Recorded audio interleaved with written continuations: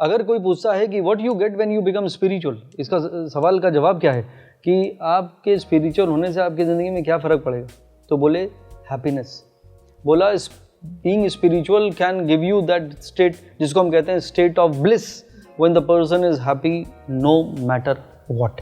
बड़े बुजुर्ग आपको जब ब्लेसिंग्स देते हैं वो यही कहते हैं खुश रहो, क्योंकि खुश रहने से बढ़कर कोई ब्लेसिंग नहीं है। और मैं तो हमेशा कहता हूँ जो खुश है वही खुश नसीब है। तो ये खुश रहा कैसे जाए और खुश के जोन में कैसा रह जाए, कैसे उस ऑब्स्टेकल्स को वो ज़िंदगी के जद्दोजहद में चलते हुए अपनी मनोकामना, अपने एम्बिशन, अपनी जिम्मेदारियों को निभाते हुए आप खुश भी रहें साथ साथ, ये इम्पॉसिबल नहीं है लेकिन बहुत मुश्किल है।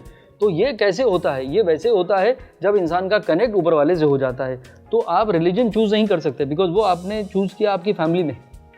आप जिस परिवार में, जिस शहर या देश में पैदा हुए उसके आसपास का माहौल आपको मोस्टली, बाकी कुछ लोग इधर उधर चले जाते हैं या जो भी उनकी बिलीफ सिस्टम चेंज हो जाती है, but mostly 99.99% you can't choose your religion. तो इंसान को अपने वर्तमान में रहकर, अपनी प्रेजेंट सिचुएशन में रहकर अपने मोमेंट को एंजॉय करना चाहिए। इसीलिए प्रेजेंट उसका नाम रखा गया because present is always beautiful, but we always miss out with the moment where we are. हम हमेशा कल की चिंता या जो कल बीत गया उसके बारे में सोच के अपनी ज़िंदगी गुजार रहे हैं, आज है ही नहीं। तो only life which you have is here and now. तो जो इंसान अपने प्रेजेंट को जीता है, वर्तमान में हैप्पी रहता है, और मैं हमेशा हर शो में कहता हूँ कि जो आज खुश है वही कल खुश है, और जो कल का इंतज़ार कर रहा है कुछ होने का वो कभी खुश नहीं होगा।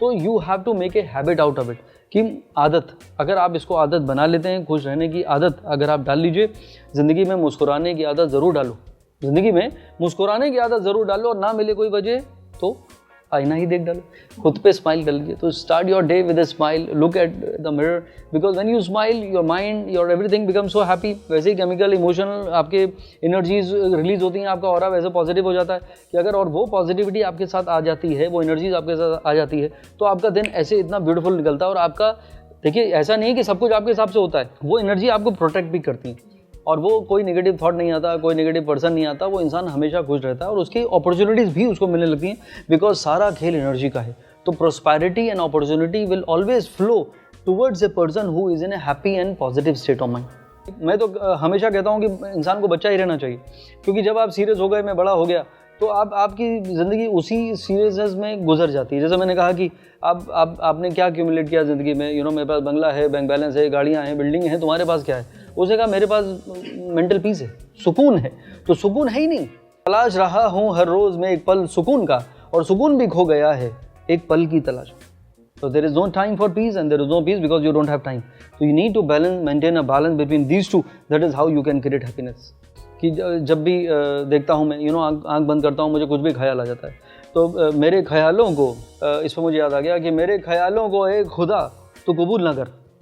लोग कहते हैं कि मेरी चीज़ों को, दुआ को कबूल कीजिए, मैं उल्टा कह रहा हूँ कि मेरे हर ख्यालों को एक खुदा तो कबूल ना कर, हमें तो यूं ही बस ख्यालों में रहने की आदत है।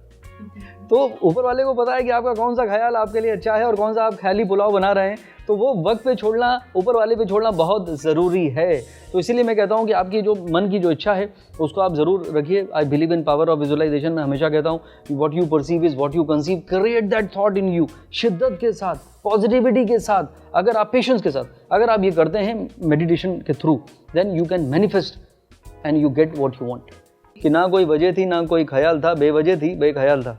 तो अगर मुझे बेवजह ही खुश रहने की आदत हो गई है, तो मुझे लगता है कि ये मेरे ऊपर कोई नियामत हो गई। आई थिंक ये एक शेर बन गया अभी।